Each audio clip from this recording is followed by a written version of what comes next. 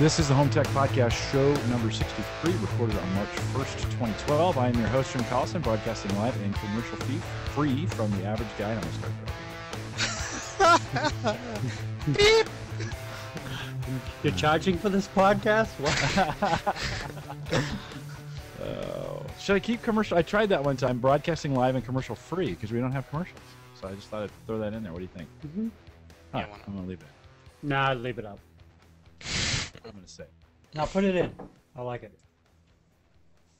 This is the Home Tech Podcast, show number 63, recorded on July 1st, 2012. I'm your host, Jim Collison, broadcasting July the live. 1st? Did I say July? You did. Beep! I like this intro. You should keep them all and just jam them all together at the end of the show. You're just getting it early, aren't you? Christian, Yeah. is that your mom? It was. My God, she's getting in on the show. Well, look her up. No, that's proof. Is proof of Gary life. in the other room? Proof of life. Hi, Gary. I'm assuming he's in there somewhere. He's No, coming. he hasn't made it yet. Oh, for God's sake. He'll be in shortly. All Okay. right. Take 3. Here we go. Okay. Third time's a charm. Been that kind of day. This is the Home Tech Podcast, show number 63, recorded on March 1st, 2012. And I'm your host, Jim Collison, broadcasting live and commercial-free from the Average Guy.tv studios. I'm not stopping this time. Here in Bellevue, Nebraska, and posted each week with the world-class show notes out at the AverageGuy.tv. You can contact the show, podcast at the AverageGuy.tv, or track me down on Twitter at J Collison. I mentioned last week actually following Twitter a little bit more because I use it for work more often now. So if you want to get in touch with me, Twitter is a great way to do it. You can and DM me if you're going to do that. I don't. My stream moves too fast to find you if you just send me a regular message. If you want to get a hold of me, send me a direct message, just DM in front of it. You can also find us on Facebook and iTunes by searching the Average Guy Podcast. And please, if you're out on iTunes, leave a comment. That always helps with the search rankings. We also have got some great links. If you haven't yet set up the podcast on a automatic RSS feed or in iTunes, all the necessary links are out again at the AverageGuy.tv. Just click on one of those, and it will. If you click on the iTunes one, it'll invoke the iTunes player. And if you click on the RSS feed, depends on the browser actually what it'll do, but you do want to take that feed and put it in your podcatcher. And if you don't know how to do that or you're interested in learning, send me an email. You can just send that to Jim at the AverageGuy.tv. All right, we laughed in the very beginning because it took me 3 takes to actually get the intro right tonight, and it's been a busy and crazy week. But I've got all the guys assembled, and we'll have a podcast for you. Of course, my brother from another mother and the guy from the land down under, Andrew Morris. And Andrew, crazy days at HP. How are you? Oh, crazy week. I think I pulled about 70 hours last week. So. Oh, man. Oh, yeah, it's brutal. Well, that's good. It's good for the paycheck, right? Oh, absolutely, absolutely. Yep, it's looking like a windy old weekend in Melbourne. We've had everything except snow this week, so 100 degrees down to about 50 degrees. So it's been all man. good. Yeah, we had some wicked weather here in the Midwest. I was mentioning that in pre-show.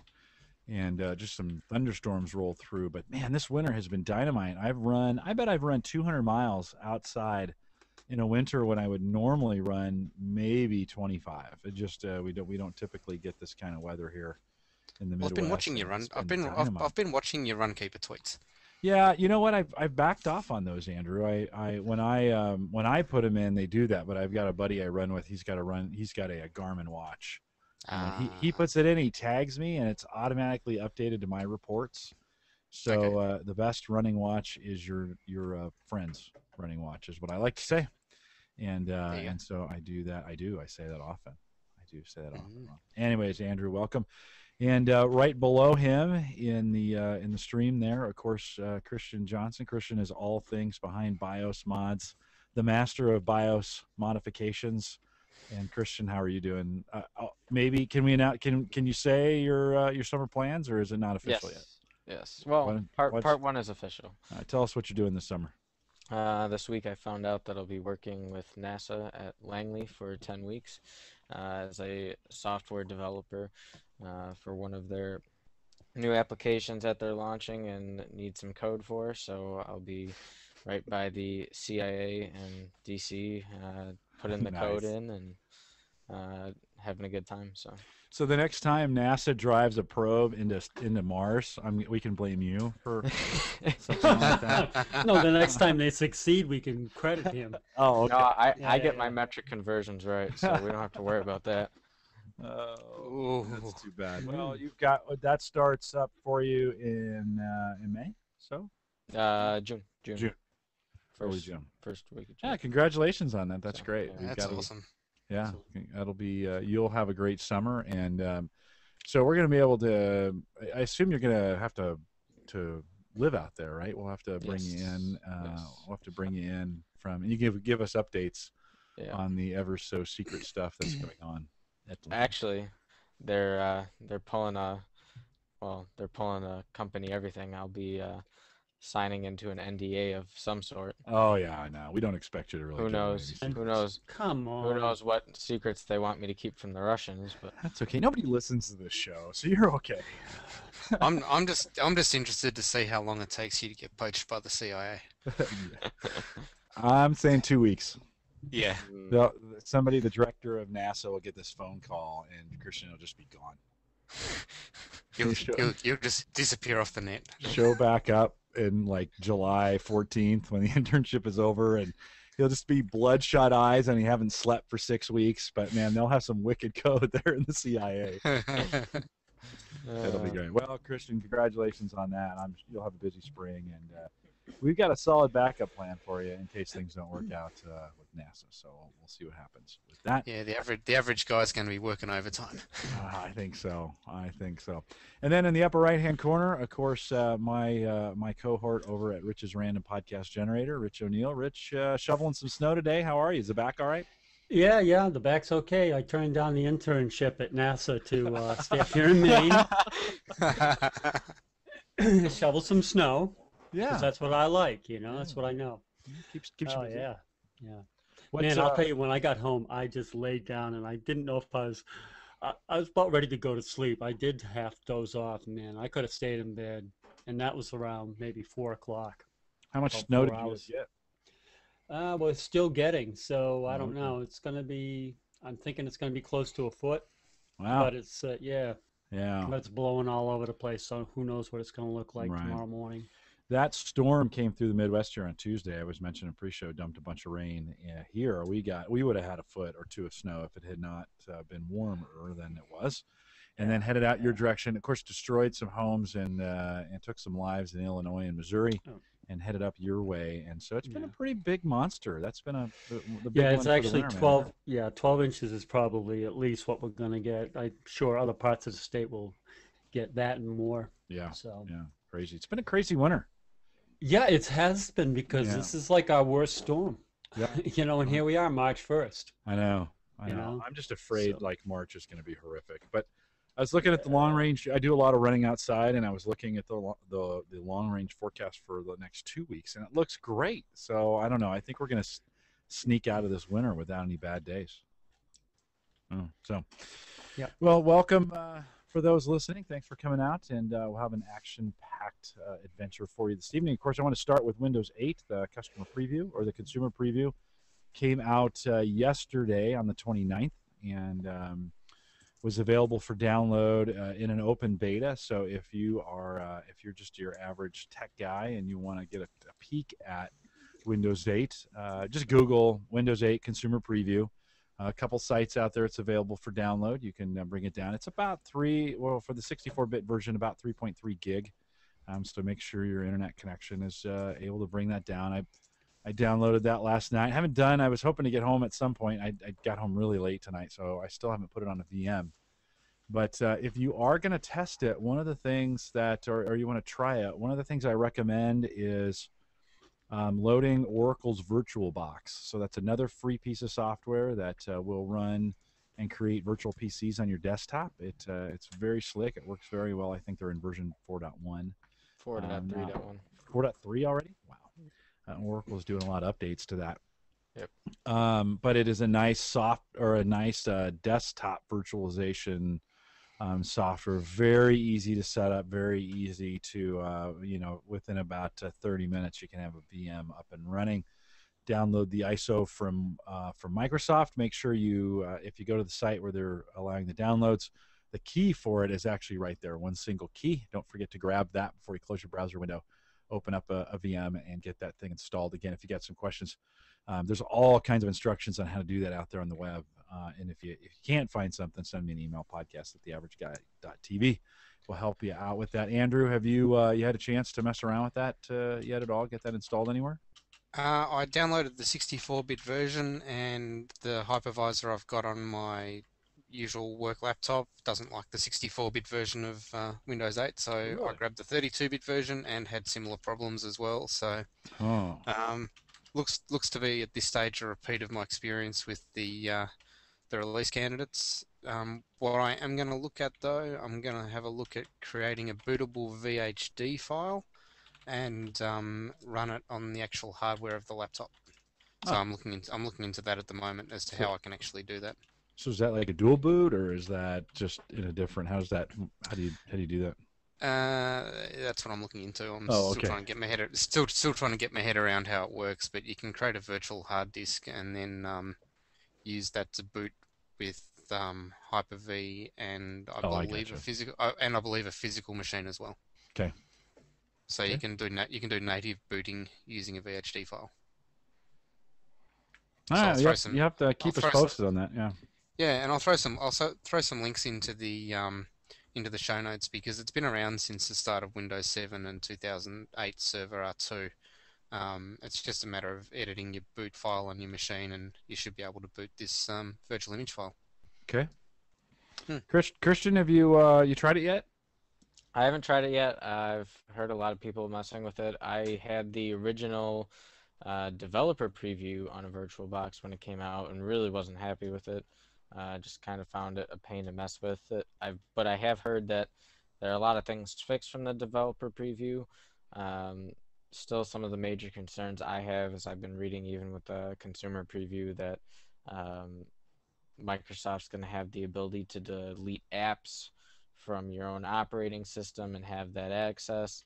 I've heard the Metro interface is still very vague in terms of no one really knows what Metro is supposed to mean and what it's supposed to do for them, and that the apps are very clunky, and that it's still, from a tech standpoint, hard to get to some of those advanced level features that interface really just makes for a kludge. And I remember from the developer preview, I'm going to start it up now, but I remember from the developer preview, the icons just looked tacky on that start screen, and it made it look like I was running an iPad inside my desktop that was half the OS of what the iPad actually is. So what this is going to do for me more than what Windows 7 does for me already is the big question for me right now.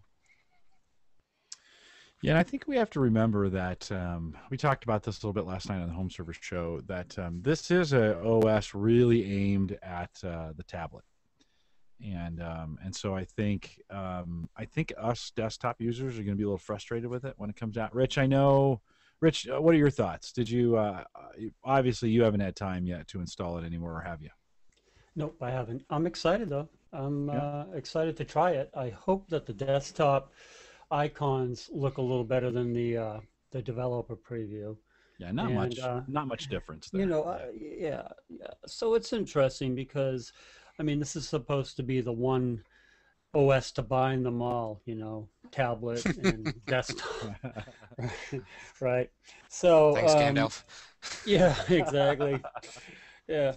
So, I mean, I'm kind of excited about it. I hope they hit it out of the park, really, I mean, I'd like to see a decent OS. I mean, Windows 7 was great, coming from XP to Windows 7, it was fantastic. I'm hoping to have a repeat experience here with Windows 8, And as far as the Metro deal goes, I mean, I haven't investigated it thoroughly, but I mean, I'm reading that the desktop is the app, desktop functionality look is still available. To what degree, I don't know, but anyway, I got some checking out to do. So yeah, I'm excited about it. Yeah, and John Zadler, he's in chat. He's actually got it up and running. I probably should have just brought him in to give us a quick overview. John, if you're interested in jumping in, let me know. We'll maybe do a quick preview. Interestingly enough, it does. When we looked at it last night, the icons have not changed from what they looked like before. But for me, I don't know if that's such a big deal about what the desktop looks like as much as will it function correctly and run, at least at my desktop level. I don't run that any programs anymore. I mean, everything is kind of embedded in the browser, and as long as the browser is working right and I get to maybe some Office apps, and I can make sure that in this case I need live stream to continue to run and a few other things, but my desktop environment just has not gotten that complicated. I mean, I Yeah. throw all kinds of stuff on my desktop. Shortcuts, folders of stuff. Yeah, I'm the same. Yeah. Well, you could still do that. I mean, the Metro, if you're going to use the Metro UI, it looks a little bit different. You can still go to at least in the consumer preview, or in the the consumer preview. There is a look of a desktop. It kind of looks like it does today.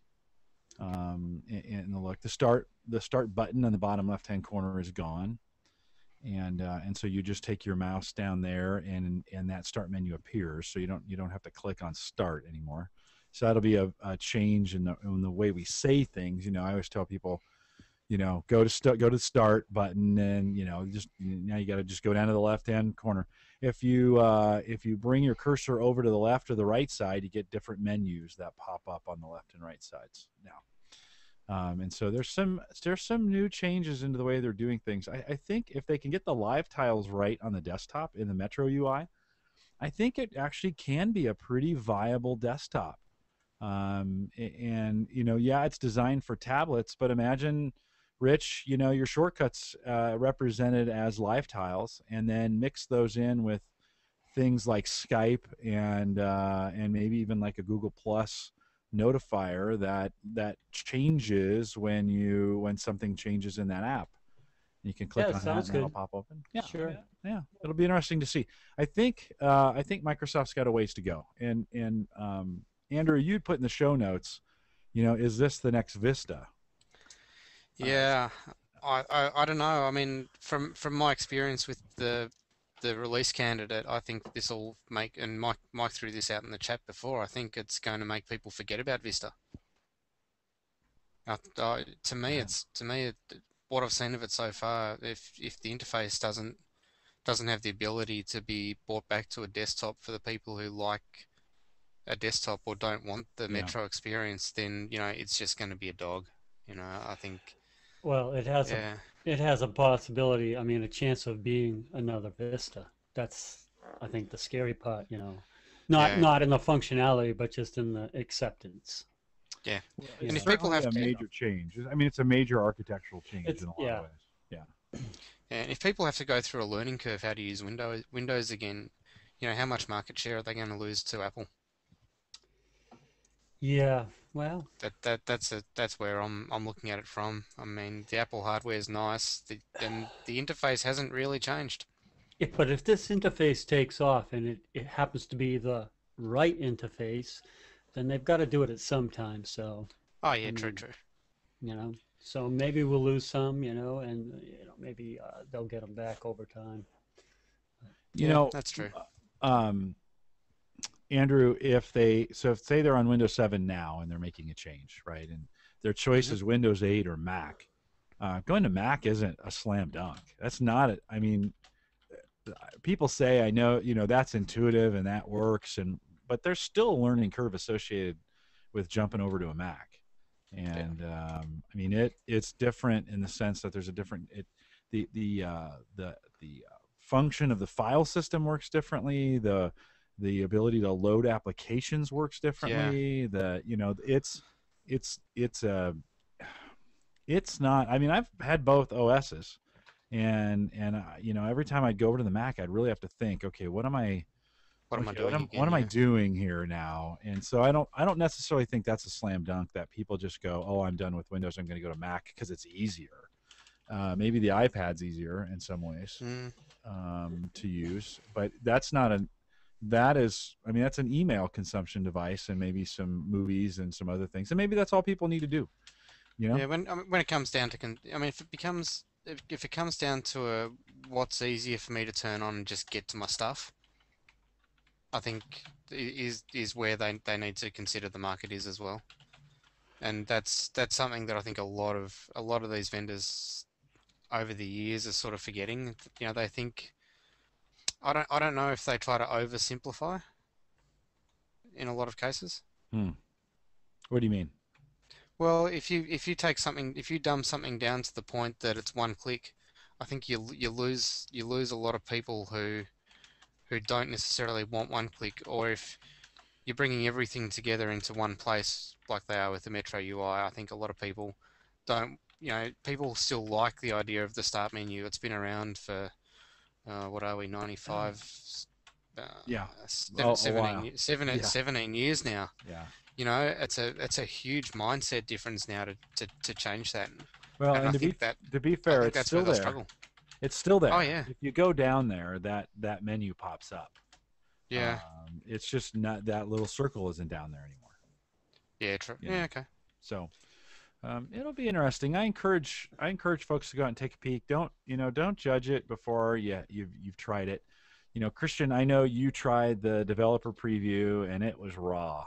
I mean, that was a very raw version. I think you might find the customer preview a little more interesting. I think this is from a Microsoft standpoint, this is a play to the enterprise for tablets, and you know there are still a lot of organizations that will not let the iPad on the corporate network. It's just not going to happen. They're not going to allow it. And with a device like this, you can get on the corporate network and have all the same Windows securities that you push to your desktops. And On the other hand, was it Thurrott saying that GE is going to take up the iPad? You know, and I did say that. Yeah, you know, so geez, this kind of is I said something about how the iPad was going to make inroads with their apps and people walking around and developers developing, you know, for corporate environments, and they were just leaving it. They were laying it on the developers and the Apple fans to bring it into the workplace, and there it is. It's in the workplace. I mean, if GE's going to take it up, that's a big shot across the bow. If you happen to be a Windows 8 tablet manufacturer. Yeah. Now, does anyone know if the consumer preview, I know in the developer preview I had to bind it to my Windows Live account, and so when I signed in, it was actually, I was signing in with my Windows Live username and password. Does anyone know if that's the way it is still? Yes, it is. Yeah, and when you do sign in with your Live account, then it populates the Live tiles associated, you know, the storage, the SkyDrive, some of those things. I haven't seen that work yet, but John showed that last night when we were. So, to anyone's knowledge, is there going to be a solution that allows people to use this OS without a Windows Live account? I've used it. I used the preview without a Live account. Okay. So I think you don't have to use it. You don't have to use it. Yeah. It enables so many things when you do. All the online services become available to you when you do. They all get probably consolidated, right? Yeah, I believe so. I'm going to mess with that this weekend. I hope. Hopefully, I'll get some time and get an opportunity to mess with that this weekend and see what it absolutely looks like. I think it's an interesting time. I don't know. One of the things I was listening to the same podcast, Rich, and one of those guys mentioned. Oh no, I was listening to Mac Break Weekly, and one of the guys said you can buy a refurbed iPad 2 off the Apple site for $299. And and so it was one of those. Yeah, it was one of those thoughts. I thought, well, with the iPad 3 coming out in a couple weeks, there's going to be kind of a flood of cheap iPad 2s that are out there, right? Because the fanboys. Yeah, the Apple fanboys are going to buy them. no good.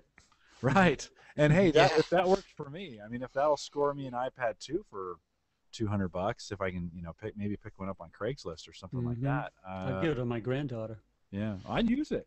I'd actually keep it around and use it. It I, might be a I, handy re- device to use as a placemat or Come on. just kidding. I'm just Yeah, no. You know what? I reckon there's a lot to be said for a refurb, though. I mean, there's a lot of thought out there that any refurb device goes through a lot more quality control yeah. than an initial release. Yeah. And I wouldn't. I bought all my PCs refurb from Dell and I've never yeah, had problems with them. and I mean, if that's what they're going to be running out for, as a refurb unit from Apple, I'd be jumping on it. We don't get them out here at that dollar, so. Well, I think Craigslist, and if you've been in the market for the iPad and you've been waiting for a deal, and you don't have to be on the latest and greatest, you might want to watch for a deal out on Oh, yeah. Craigslist or something like that as they move the iPads. So I'm seeing the first generation iPad refurb 16 gig Wi-Fi only for $299 okay, right so now. yeah, Right now, so yeah. maybe that's the reference there. Maybe it was the Mm. original version iPad, but still, First even gen. that first version, that first gen iPad was not a bad iPad. People bought them, used them, you know. Still using them. Yeah, one of the things with my job now, I'm doing some college recruiting, and so we go into these career fairs and set up these tables, and these college students walk around and ask about your company and stuff. And I thought one of the immediate solutions that I didn't really see anybody using was just hold that thing in your hand, and when you're having a conversation with somebody, you can have a slide deck on there that you're just basically working your way through, and it would make a great presentation device. And you don't need much to be able to pull that off. So I don't know I thought if I can pick up an inexpensive one in this fire sale, if there is one, I don't know if there will be, but of folks in trust me, you got to go to a private seller who's dumping their iPad 2 to get an iPad 3. But you never know. Yeah, you Yeah, I want have to a be feeling. catching a fanboy who's upgrading and looks after everything like it's a brand new device. Yeah. Yeah, I have a feeling our Mhm. school might be doing that, looking to pick up the set of iPad 2s rather than pay for 3. Yeah, I think actually Apple may lower the price a smidge, or I'm sure the iPad 3 is going to be a little bit more expensive, and they may drop the iPad 2 to drop $100 off of that, which I think makes it $399 for the bottom. Rich, you're on that page. Oh, let me What? see. Oh, I'm just on the refurb page. What are you looking for? Which one? the current. What's the current? Low end 2, Yeah, right now. 419. 419. So that's current now. If they brought that down to 350 or even, yeah, who knows? Who knows what it'll end up at? So, Yeah. any other thoughts on Windows 8? We don't. I had talked about maybe bringing John in. I don't know if he's ready or not. John, hit me on Skype if you're. Maybe we'll pop in and do a quick review at the end of the show here with John on 8. Any other thoughts on that? I think the key's going to be give it a go and don't do what Mhm. I did in the previous release and turn off Metro within 10 minutes because it's non-intuitive. Yeah, give it a try. Give it a try. I think you might be surprised. Not everything's working yet, and Yeah. it is a preview of Well, sorts. it's the and- beta. right. I mean, that's what they're saying, and they're calling it Right. a preview, but Yeah. it's what we would have called Windows 7 beta. It already has a Yeah. couple updates ready for it when you install it. I said this in the beginning of the show. I really don't. One of the things Chris Lux did last night, Chris, good friend of the show here, he installed it right on his laptop using the upgrade feature, and it kind of borked his laptop. And so I would not recommend that you take, unless you have an extra piece of hardware and you're not using it and you want to go native hardware.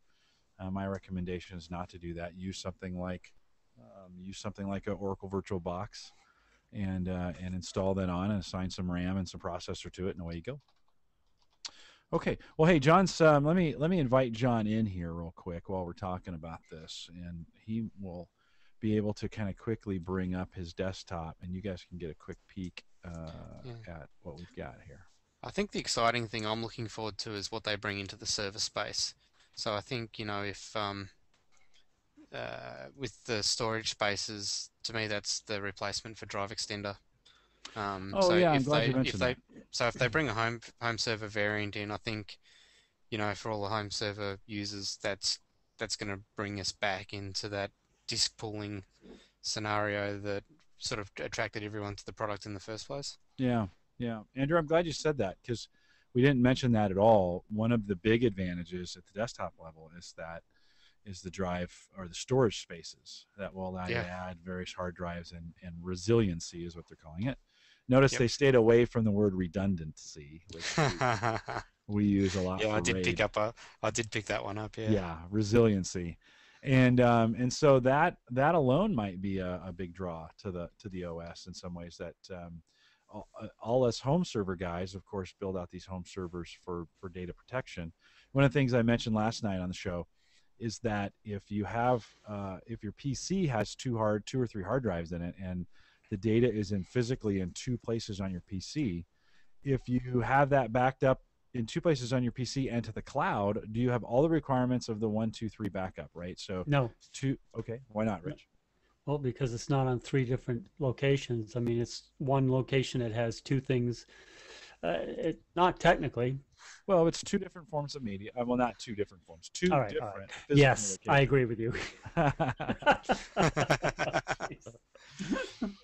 So, Yeah. I get it. It's typically one on the PC, one off somewhere else on something else, Yeah. and then maybe one in the cloud. This would be just on two hard drives in the same box. Okay. And I guess a OS corruption that maybe overwrote the files in both places at the same time could be a problem. Of course, you'd have it in the cloud then, Yeah. if you'd worry about that. So, That's good enough. You're right. You're right. whoa, I'm right. Rich, could you call Sarah? I'll give you her Oh phone yeah, number. she's not listening. And she might be. I don't know if she's Yeah. out there listening. Yeah. I Um, think the other thing with That's it. with home server is having spent all of last weekend trying to recover version 1. As good as Drive Extender is, you're still as good as the last backup you have that captures your data onto an external source. right. Well, and let's not forget that this storage space is largely untested, Oh yeah. right? I mean, when Microsoft Do came you out, think it's largely untested, or do you think it's well? You know, right? Do you yeah. know something about this more No, than I don't. like? No MVP knowledge on that. Okay, okay, that's what I'm asking you. So do you think it's do you think it's just a tweaked out drive extender? So there is some experience with this, or I don't think it's the same thing as Drive Extender. I think I'll it's be something honest, I haven't been following completely it, so different. I could be Yeah. totally off on that. I think You it's guys have to tell I me. think it's a completely new, reworked um, file system, and with REFS, and it yeah, no, Rich, and it's untested. I mean, okay, I'm sure Microsoft has tested it, but it's now in the hands of a million beta testers right now, Mm. and I'm going to give it maybe 7 days before we start hearing about some data issues with it. So that's just my Yeah, prediction. yeah. I don't. Okay. And I guess that sort of prompts a warning too. Don't use any production data that you're Yeah. prepared to lose with Yeah. this. Yeah. Well, No. Well, whether you're using storage spaces or not, that is what you should do. I mean, you Oh shouldn't. yeah. Any Um, beta um, software, yeah. yeah, whether you get that on. The other thing is when you're using storage spaces, you cannot have that hard drive partitioned. And so we found that out last night. John found it out, and I'm having trouble bringing John in. I don't know why, but maybe I need to do it over here. Let's try that. When both Dave and John had some trouble getting it to recognize the drive, and later on we found out that it's because you can't have a drive partitioned added to, or at least at this point right now, added to the pool. And you would think that storage spaces would be smart enough to just say, oh, there's a partition, I'm going to wipe that partition out and then add it to the pool, but it can't. So you have to go into the drive manager, blow away the partition, and then add it. Although that may be their way of ensuring that you don't destroy your own data. Maybe so. Yeah. Maybe so. lots. I'm sure there'll be lots of Windows 8 chat over the coming weeks. And again, if you're interested in that at all, go out and get that installed. Rich, you talked about your Galaxy 2, and Andrew, you dropped some phone information in the Hangout here as well. Rich, what's wrong with your phone? Well, huh. Oh, that's the pregnant pause and the loaded well. Well, I got a list of things. I'll start with the good things. You know, the screen is huge. Now, what kind of phone? Love it. Let's back up. I have the Skyrocket. Okay, The which is the Samsung Galaxy 2, S2 Skyrocket, and I think Mike Martis has one of those. I got one too. Screen is huge, and I love that. The battery life is very good. You know, no problems there. I like the little on the home page. I like the little application kill management. You know, kill them all at once. Yeah, task manager. Yeah, the task manager. I mean, but I like that.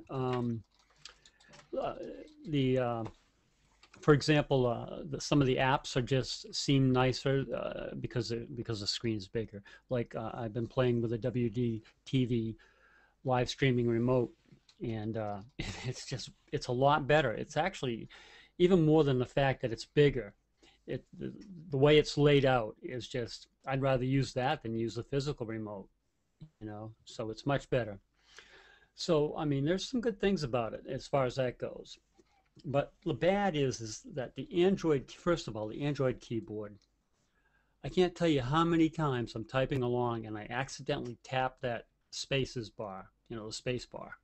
So I'm typing a word and it's got a space and I'm like, what the, you know, I mean, that happens a lot. It's a pain in the neck, and it's the first time I've ever seen that. I never had that problem with the iPhone. So what I did, I mean, okay, to be fair, what I did is I went in and changed it over to the Samsung layout. So it doesn't seem to be as bad. It seems to be better. But that's kind of weird because that's the Android keyboard. I have apps that aren't turning off. I'll be playing just tonight. I had Skype on when you first contacted me, and so I shut it off because I got Skype on my desktop. And what do you know? I mean, I killed it in Task Manager. What do you know? I mean, I'm still hearing, you know, little beeps like message prompts, audio prompts. Coming from Skype, and it's not showing up anywhere. I mean, I'm emptying the RAM. You know, I'm saying delete all. You know, delete the cache. You know, anything that's in RAM that doesn't need to be running. The only way I could get Skype to stop working was to reboot the phone. I've had that happen also with Beyond Pod. I'll be playing a podcast. I'll decide, you know, let me X out of that. Let me hit the back button and get out of it, and that's the kill. It should be the kill. But it didn't kill it.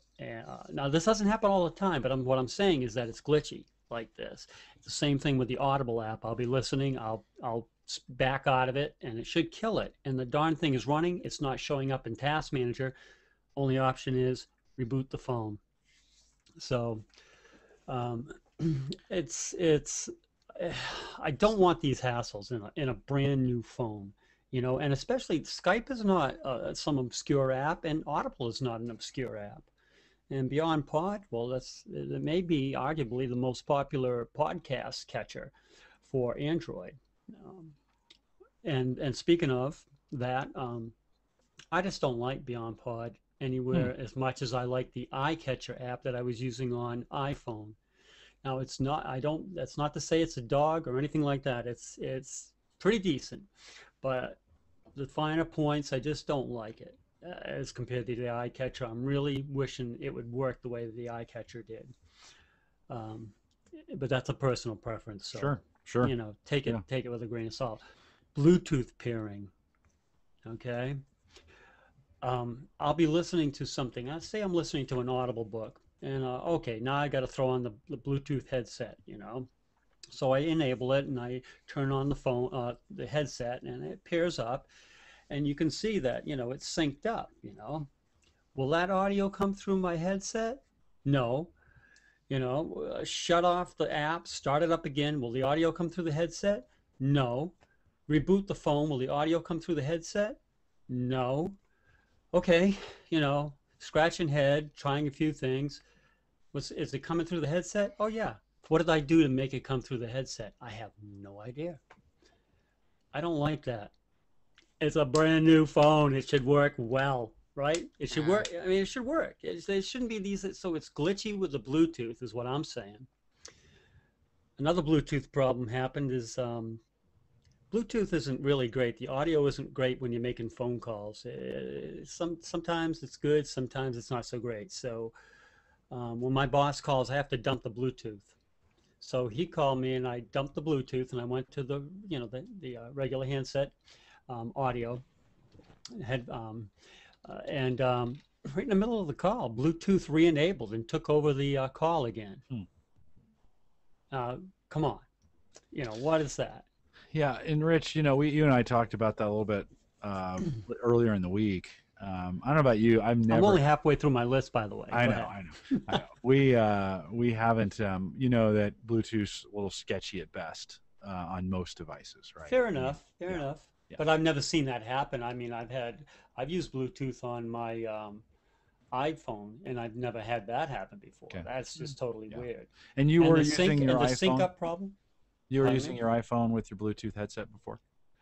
Not this Bluetooth headset. Okay, so that's, full disclosure, that's another, but this is a Jaybird. It's like a $99 Bluetooth headset. It's pricey. Yeah. It says, well, let me get something recommended. It was pricey, but, hey, I figured it's got to work, right? But it's not. So granted, okay, maybe it is the headset. I'm betting it isn't, though. I'm betting it isn't with the other things that are happening here. Yeah. Well, it does. It may have some. It may have some of those issues. I haven't. Bluetooth hasn't worked well. I have the same phone, and Bluetooth hasn't worked as well for me. You mentioned. You have the Skyrocket. You have the Skyrocket. Okay. Yeah. No. Well, I have the same. It's the same hardware version of that on Sprint. Jim, I have until the 19th to either eat this, take this phone on for the next 2 years, or go to Best Buy and say, give me another one. Right. Which I was told, I mean, I know I could do it, but I was told right up front I could do that. Yeah. So, and if I go to another one, it will probably be the iPhone 4S. Right. So it'll feel like a little toy in your hand when you get that back, by the way. I know this, and this is why I really want to get around these issues. But something like emailing photos. All right. So I've got a photo. I just took a photo. I want to send a photo off to my boss. Hey, look at this. Look what's happening here. Can I send a photo a small enough size? Well, I'm on wireless at the campus, so it doesn't really matter that I'm sucking down a lot of data to send this photo. But he doesn't need to get a. And yes, I could go in and change the size of the resolution of the photo I took. But heck, with an iPhone, I can just say send a small photo, small size photo. You send whatever you've got with this Android phone. So if you've got a 3 meg photo, that's what you send. One of the complaints that you hit here, I do agree with that. It's got top and bottom, the power chargers on the bottom, the microphone is on the top. So it's got this weird either end type deal. Some phones are like that, some aren't. But I did. Yeah. The original had them both on the bottom, and that was kind of nice. The fact that it's 2 wires is kind of a pain in the neck. This is important to me because I drive to work. I've got like a 45 to 50-minute drive to work, so I'm going to listen to a podcast or a book or something. So, and I plug it in because there's no sense in just wasting, the battery, using up the battery when I could be having it plugged in and then running through my speakers. So I do that. And with the iPhone, I used to just plug in one cable to the bottom of the iPhone and audio and power in one cable. Well, with this thing here, of course, USB is powering it on the bottom, and on the top is the mini jack, for the audio out. It all works, but it's kind of, inelegant, let's put it that way. Well, it's kind of a mess. It is better, though, being a guy who uses it like an iPod. It is better having that headphone jack on the top and not on the bottom. Well, that's why I got away from the Bluetooth. I mean, that's why I got away from the audio jack, is because, a lot of times I get that cord snagged on something. I'd be moving around and the cord would snag on it, and I would just yank out of the jack. So I mean, I've gone with a Bluetooth headset. So that kind of for me, this is all for me. Right. You know, and you Sure. love the phone. I'm not trying to tell you not to like the phone. I'm just telling you why I'm Well, I'm wondering how. probably going to send it I back. wonder how much of it is the implementation that. Yeah, who's your service provider? AT&T. Yeah, so I'm wondering how much we have different, we have different model phones, slightly different models. We Mhm. compared those this weekend when we were looking at it, and I wonder how much or some of that is now some of the things you talked about certainly are exactly the same, but with the software, and I do agree, sending a picture, you just send the whole thing. You don't.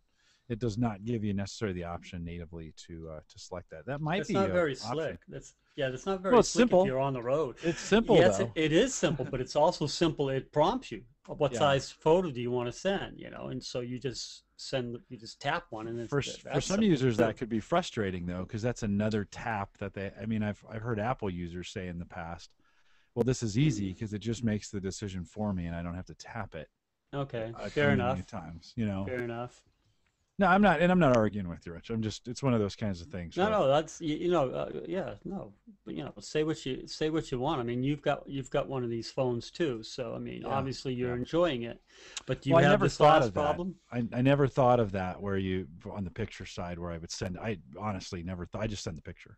Yeah, See how So much yeah. easier it is And when what you if have you're a on a Touch low Pro end too. Christian? say that again, Christian. See how much easier life is with a Touch Pro 2. I mean, let's be honest. It's the only phone that is not only not in the area of arguing about Windows Phone 7 because it's 6.5, but it has a SIM card which supports both CDMA and GSM for world travel, Yeah. and is the only phone that Sprint was never able to block tethering on. And that's your Windows phone, Christian? Your old Oh school yes, Windows phone? Yeah. my old school HTC Sense 2.5 Manila Windows cooked phone, and by cooked I mean it's been cooked in every single way possible. But I thought you got yourself a new phone. You still rocking that 6.5? No, Okay. see, if, Oh man, we need to take a collection for Christian? see, Get him a new phone. here's how that story happened. So I have my renewal up in June for my 2 years, right?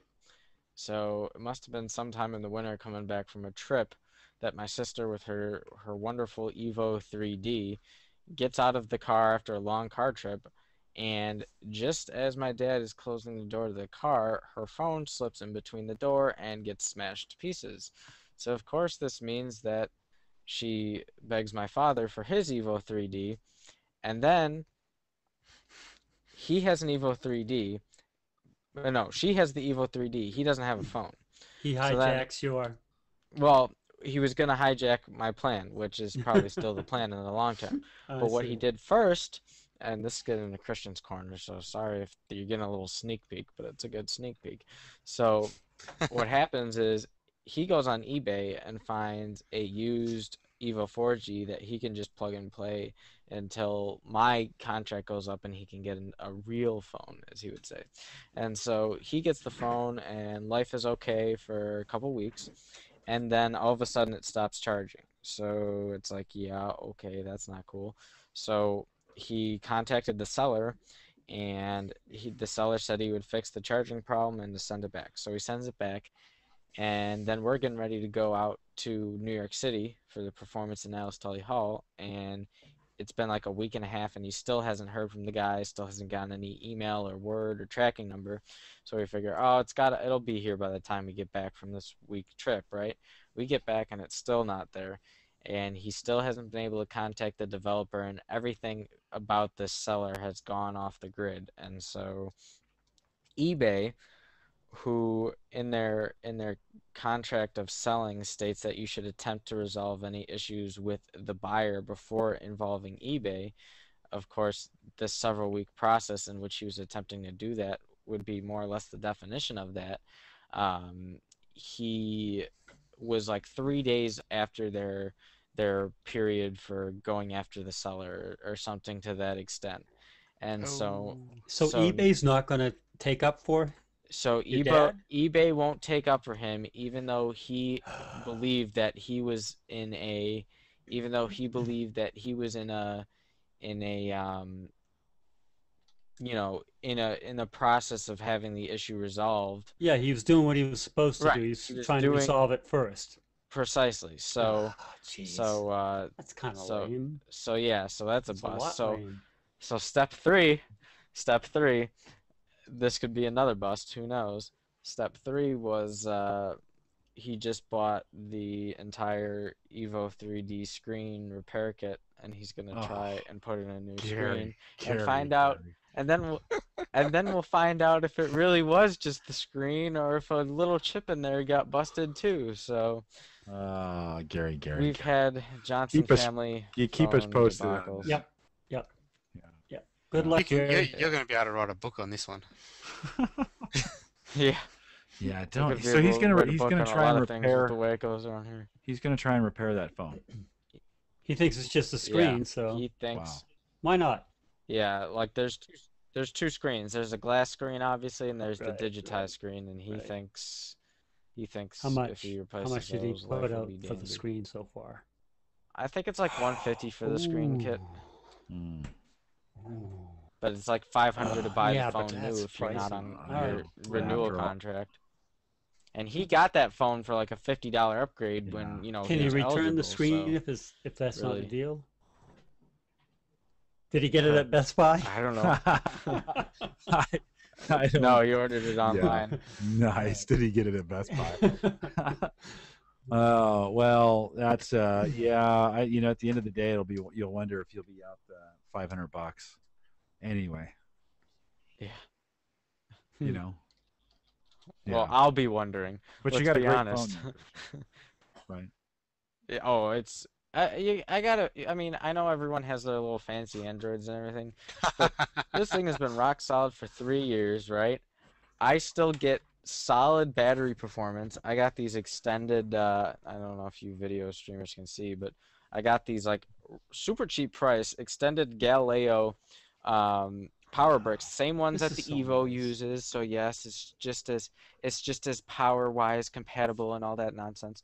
But yeah, I mean this thing does the job when it's not being a pain, and instances of it being a pain is when it takes northward of 2 minutes to load the text message window. But you know, it's got a couple kinks. But I mean, overall, hands down, it's been doing the work. And with integrating it with Google Voice and having all my texts and voicemails being stored in Google, that's kind of dissipated my issues and made this a pretty fun phone for fun people. So, Rich, not to cut you off on the complaining about your phone, but Andrew, now after hearing Rich not liking his phone and maybe making his way back to the iPhone, I know you're in the market for a phone as well. What are you leaning towards?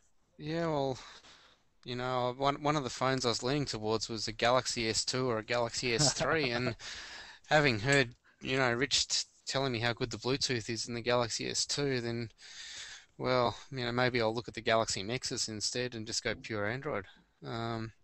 But then, option B is always the iPhone 4S, and Michelle's just about to come out of contract on her 3GS, so, Well, let me just does it let me make just sense that the two of us assimilate the Borg and, yeah. just both go iPhone?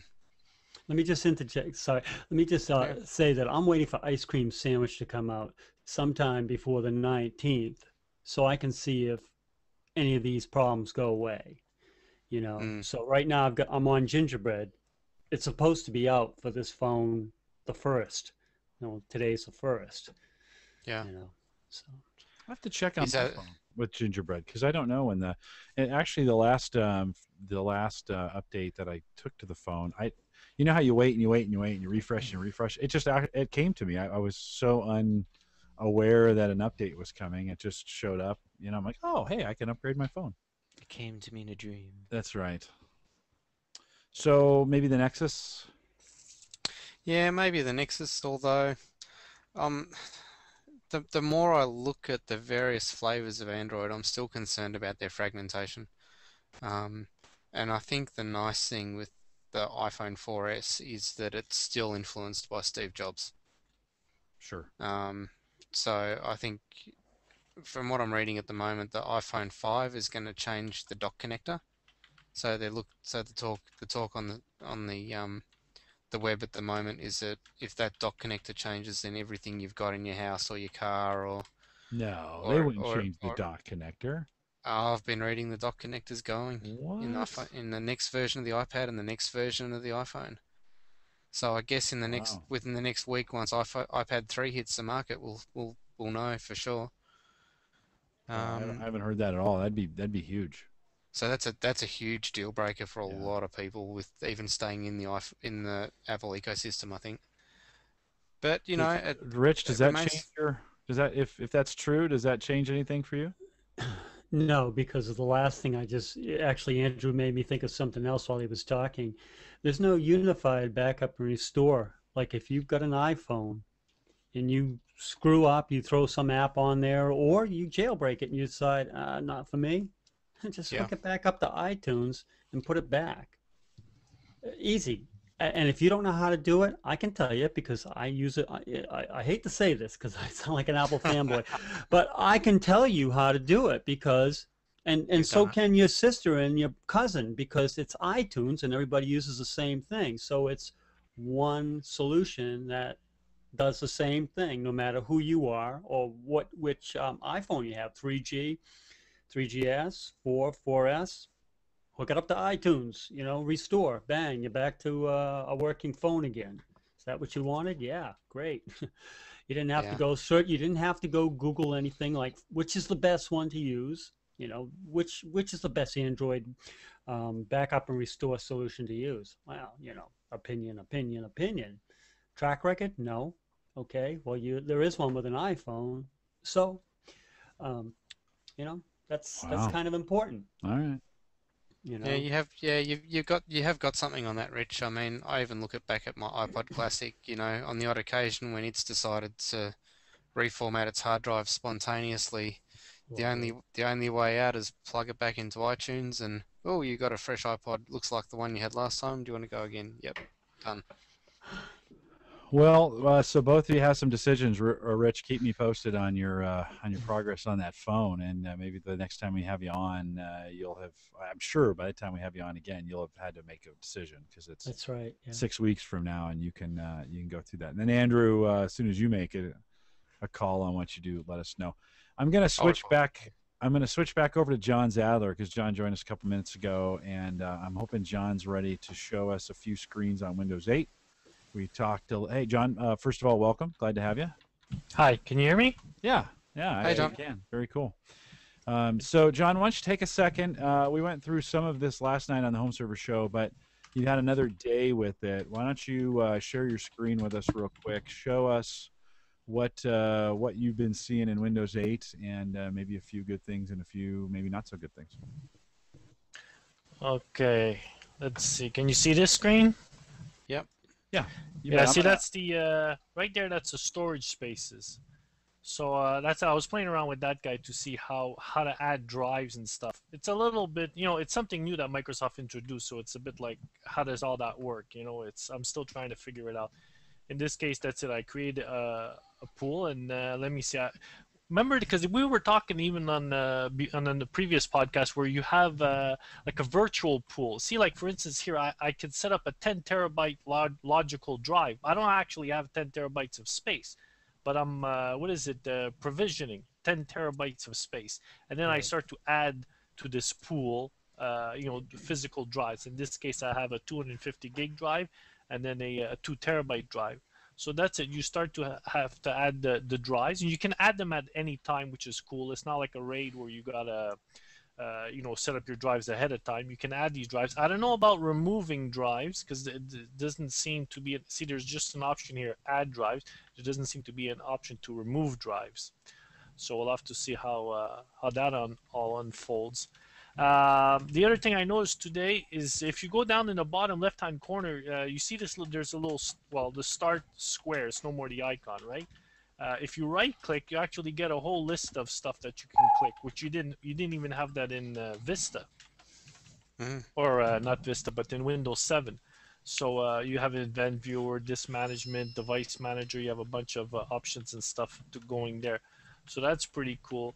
And then if you go up in the top corner, you'll see top left-hand corner, you'll start to see all the the apps that you have open and stuff. You see you have a toolbar here, and whatever you've opened, because I guess it's like multitasking. You know, when you start something, like let's say a calendar or a video or something, it puts it in the background. You don't have it on your screen like as another window. These are all the tiles. This is the Metro stuff.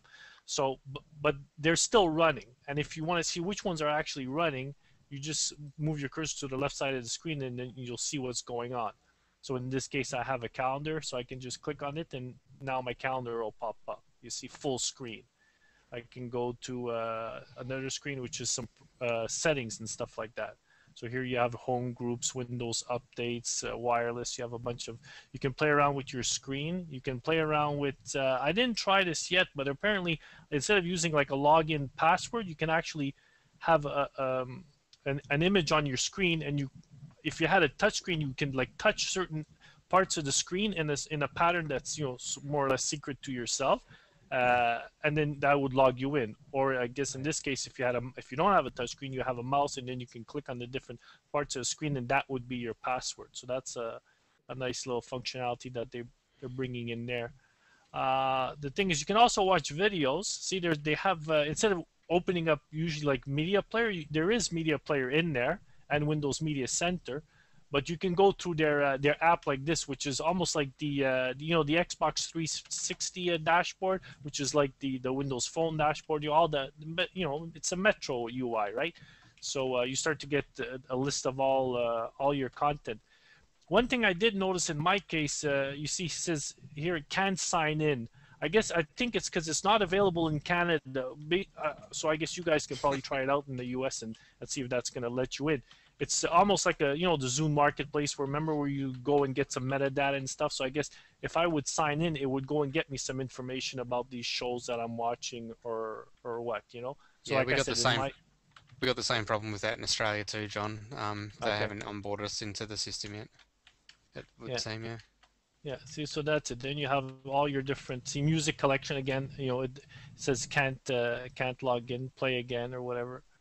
So I do have some of those issues. Let me see. Go back to the desktop. How do you find codec support, John? Have you had to load any third-party codec packs, or is it So loaded far, everything? no. I'm using AVIs and MKV files, and it didn't have to go and grab anything. So that was good. Okay. And what I did notice is it does have a built-in like ISO mounter. Because I went to on my server, and there was an ISO, and I double-clicked on it, and not realizing, because in my Windows 7 build, I have I get something from Slysoft. They have some free software, and obviously a few guys have a different mounting software. And I just clicked, and it brought it in. It just mounted the ISO. So I guess they added probably some more codecs. They probably expanded on that in that area too, where they went for codecs. Yeah, nice. So John, we're looking at the desktop. So this is, if you just minimize that storage spaces for me for a sec, would you? And so this looks, with the exception of the background, of course, this just looks like a standard for the most part, fairly close to what your Windows 7 desktop looks like. So there had been some questions about whether that's going to be available or not, and at least in the consumer preview, it's there, right? Okay. And then flip over to the Metro UI. Or at least what the Metro piece looks like again. And so this is what we all saw in the original consumer or developer preview.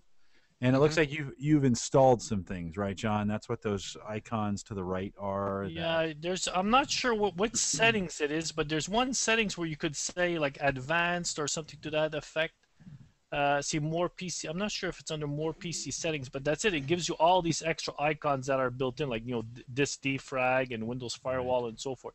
So if I didn't call that up, then I would just have these basic ones on that everybody else sees. And John, go back over to the right there. If what people want to know, there was some talk last night of no one being able to figure out how to shut this thing off.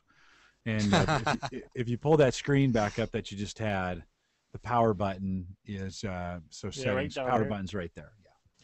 Yeah, hopefully there's a shutdown key, like a Windows, what do you call it, a shortcut. Because remember before in Windows 7, you have to click on Start, and then you have to go to shut down. So imagine to shut down your computer, you have to click on the Start button, and then go to shut down and shut it down. Now, and that was on the left side. Now you got to go on the right side of the screen. It's like they're playing with you.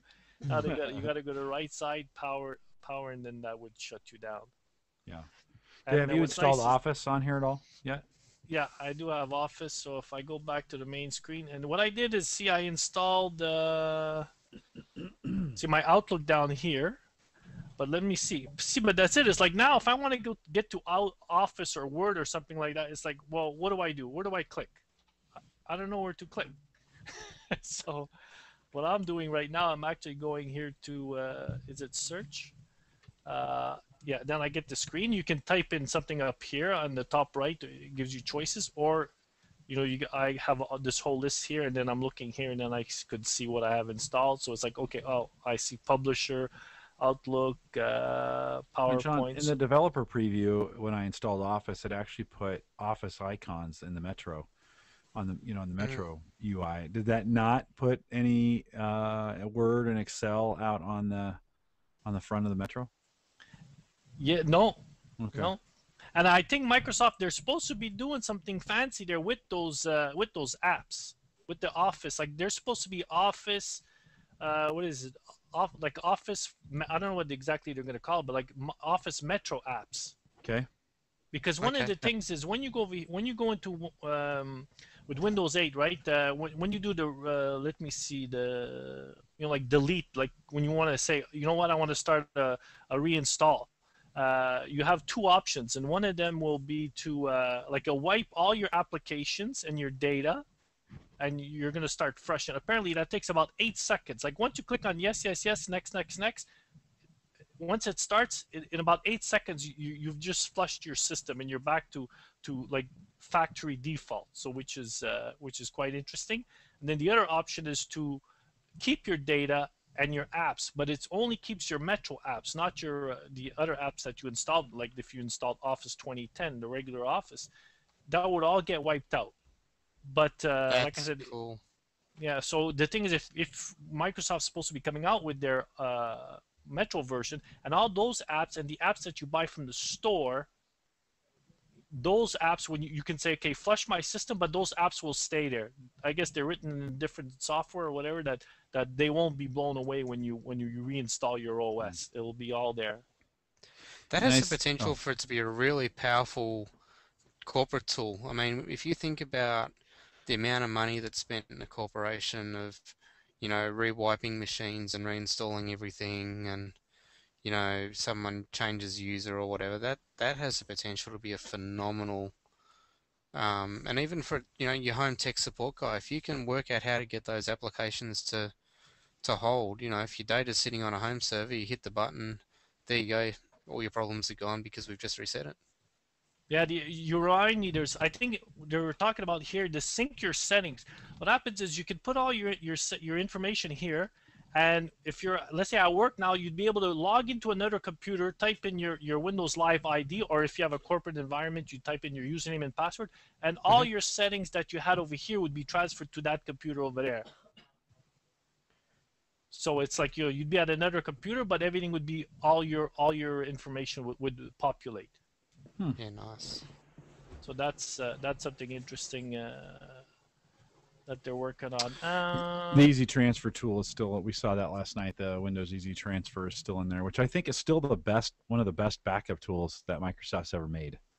If you want to back up just your data, Windows Easy Transfer does that exactly for you, and then you can just you can reinstall your OS and then put all that stuff right back. So it's including your settings, not a bad little tool. Yeah, so it's pretty nice. And getting back, I think Christian had asked before, like that when you first set up, you can say, look, I'm not going to put, I'm using this computer for business or whatever. I don't want to put my Windows Live ID, or I don't have that account. Then, like when I had first set it up, I had actually had a Windows 7 Ultimate install. Then I did the upgrade. So it saw that I had an install and then the upgrade, and that Windows 7 install was part of a domain set up at home. So when it went and it did its install, it didn't use the Windows Live ID. It said, okay, I'm part of a server, and it took that all that information and just went away with that. So you've had luck connecting it to a domain on your end? Yeah. Well, that's good to hear, because I haven't seen anything on the internet about that. Yeah, and that all worked, and like I didn't run into And any now, issues with that. so the kernel version is going to show up as being a different kernel number. So how is your home server console um, detecting that you're not on a version number it doesn't recognize, and how is your domain level compatibility working out with a server that has a kernel version behind what you're on? Well, the two issues I know that it's been going around the internet yesterday and today, like folks, first of all, trying to install the connectors for either version 1 or the Windows Home Server 2011 and that's so forth. Like, in the Windows 8 beta, there was issues. It failed, so you couldn't install it. But then I think somebody found out that they said just go and check under. Let me see, programs and files. You know how there's add remove programs. You have an Yeah. area where you can add remove Windows components. There was something about what is it? Their free, not free point. What did they call it? The 3.5, their framework. Yeah, framework 3.5. You have to make sure that it's all enabled, because that's what part of that technology. When you install the connector for either version 1 or 2011, you need Right. that to have that framework working. So it's working regardless of the version number not being. Well, what happens is once if you upgrade your computer, it looks as if it's a different computer now. When you go and you add the computer, it's gonna think it's a different computer. Okay. That Well, answers your question. well, you know how if I want to install the connector on like Windows 2000, it's going to say your version of Windows isn't recognized or compatible. Yeah, well, if that's it. When I installed the connector for a small business server or a storage server, yeah, it said something about we don't know about this software, but do you want to continue? And I said yes, and then it went. Now, see, we upgraded when the Microsoft had some kind of update where it changed the version number of the Windows 7 and server machines from 7600 to 7601. And when it did that, I'm no longer able to install the home server console on my server OS, which I used to be able to. And I can't understand why that would suddenly switch to being incompatible rather than just telling me, do I want to proceed? And that's what the regular home server 2011 connector. Okay, well, yeah, there's a known I know about this issue, that what happens is in Windows Home Server version 1, there was an update for it. I forget the number. I think 98.10.89. And what happens is it checks to see if you have the other connector. So if you installed the 2011 connector, and then you try to go and install the Windows Home Server version 1 connector, they check each other and it fails. Yeah, no, this is just trying to install the version 2 connector on a server 08 connector with no other connectors installed. Okay. Which connector? Sorry, on the server? Just connecting server 08 to home server version 2 no longer works when that version number of the OS changed from 7600 to 7601 because of some Windows updates. We'll have to look into it, guys. We're going to run short on time here. I got to jump onto another call here in the next few minutes. But John, thanks for taking a second to jump in and maybe show what we're seeing here. I know we could have used you a little bit earlier, but we got you here on the end and a good look at least there's the Metro UI right there. And sure. Yeah, it's nice and clean. If you have a nice monitor with good resolution, it's nice. It's a bit of eye candy. Microsoft went different with that Metro UI. I guess some people like it, some people don't. I think they will come out with tweaks to like they did in the last beta, where you can just completely disable the Metro interface. Yeah. But people should give it a try and give it the benefit of the doubt. Try it out and see and try to enjoy it. And you dispel the myth, the desktop is still there, right? Yeah. And now, John, did you just upgrade your normal Windows 7 box? It looks like you got a lot of stuff customized already. Yeah, well, that's it. I tried two versions. I had a Windows 7 Ultimate that I upgraded, and then so that was the domain guy, and that all went installed properly.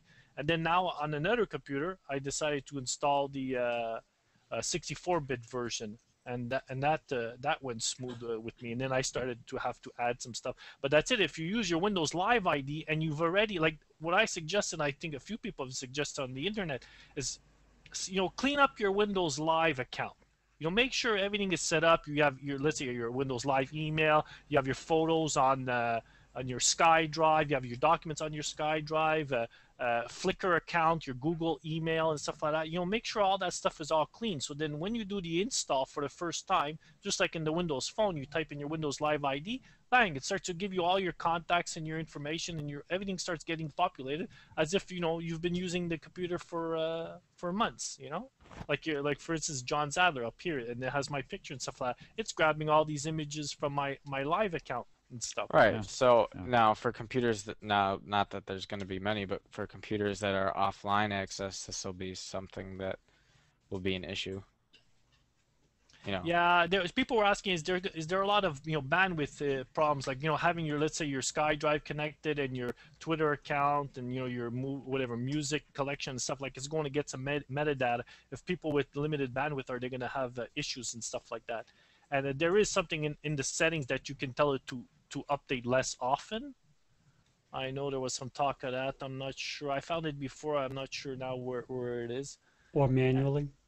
And then the other issue before you let me go is you were talking about downloading the ISO and stuff like that. I think that there's also now they took a trick from a bit like from Apple. Remember when Apple had to update their Lion there? You had Lion, then you can do an upgrade. You can just go online, download it, and it was like almost doing it live. And then they told you reboot your computer and you're good to go. Well, apparently there's supposed to be the same thing for people who have bandwidth issues. That there's going to be a web interface that you can just go to the website, you click on it, and it's going to do it through the web, and it's going to update your computer. Even though you have a slow bandwidth, they said it's actually going to be faster than if you downloaded the whole ISO, burned it to a CD or burned it to a USB stick, and then tried installing it. They say it's going to be really easy. You'll just go click, click, click, and then bang, it'll start the install. Yeah, pretty cool. Oop, check your Google. Mine just said, "Are you there?" So, well, John, thanks for coming in. Sure. I hate to cut it off. We could go on forever about this, but John, thanks for jumping in. And if you'd shut your screen sharing off, that'd be great for me. And Thanks for giving me the inspiration to have a crack at it a bit further too, John. Yeah. I think it's definitely worth taking a peek at. And Christian, you had a deal of the week. You got a router out there. Make it real quick.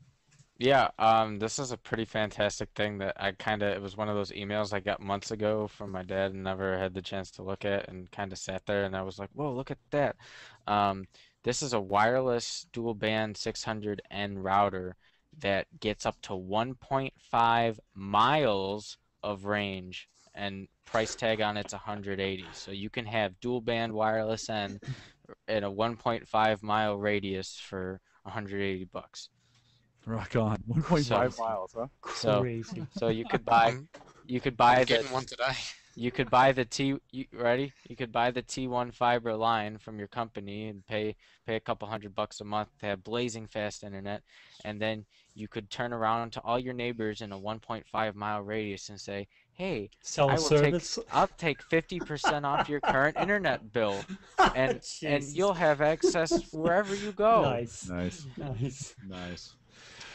Well, good deal, Andrew will get that posted out in the show notes, and you can take advantage of 1.5 mile range on a wireless router. I'm not sure I want to give my neighbors access to my router, but it's all good. Take a peek at that. Rich, thanks for jumping in tonight. Always good to have you on the show, and of course, we do Rich's Random Podcast Generator each Sunday, not each, but some Sundays, 2 p.m. Central, 3 theoretically. 2 p.m. Central, 3 Eastern, and if you want to join us on that, that's a little more open of a format. Check it out over at theaverageguy.tv, and you can hear that as well. If you want to jump in, watch Rich and Google Plus, we oftentimes post out there what we're going to do next. So great, John. Great having you as well. Thanks for coming out, Andrew. Thanks for taking your lunch break to join us. Christian, congratulations on Langley and all that's going on there for your summer internship. So we're glad that that came through. If you have any comments about the show, you want to share anything with us, send us an email, podcast@theaverageguy.tv, or track me down on Twitter. On my laptop right now is the office in India, and so the conference call has come in, And we'll let you guys go. Everybody have a great week, and we'll do it all again next Thursday. Thank goodness my schedule gets back to normal, I think, next Thursday. We should be on time, 7 p.m. Central, 8 Eastern, and that is straight up noon, right? In Australian Eastern Standard Time. Is that right, Andrew? 11 a.m. I think. 11, something like that. All Yep, right, we'll have to something get like that. I know you put that in the show notes. We'll get that figured out. Everybody have a great week. We'll see you next week. Thanks. See you, Bye. folks. See you guys. All right. Thanks, gentlemen. Thank you kindly. Oh, good. So Oh, Jim, I got about a 4-day wait on that still. On the Gallup deal? Yeah. Let's see.